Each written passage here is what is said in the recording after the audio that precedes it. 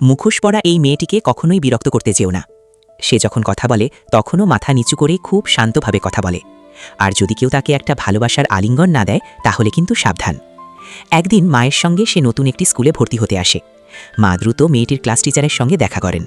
শিক্ষিকা আসতেই মা তাড়াতাড়ি মেয়েটির মুখোশ পরার কারণ ব্যাখ্যা করেন। সবকিছু শুনে শিক্ষিকা বিষয়টিকে কোনো সমস্যা মনে করলেন না, বরং তিনি আশ্বাস দিলেন এখানে মেয়েটি খুব সুখেই থাকবে।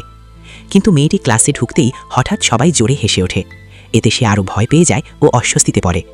পরে শিক্ষিকা তাকে একটি সিটে বসতে দেন। তবে সবসময় মুখোশ পরে থাকার কারণে পাশের সহপাঠীদের কৌতূহল আরও বেড়ে যায়।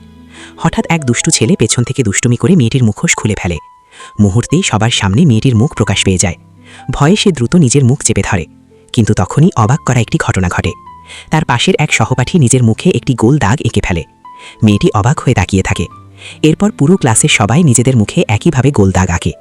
শিক্ষিকাও রাগ করেননি, বরং সবার এই ভালোবাসা আর আন্তরিক আচরণ দেখে মেয়েটির মুখে ধীরে ধীরে হাসি ফুটে ওঠে। সেই মুহূর্ত থেকেই সে আস্তে আস্তে সবার সঙ্গে মিশে যেতে শুরু করে।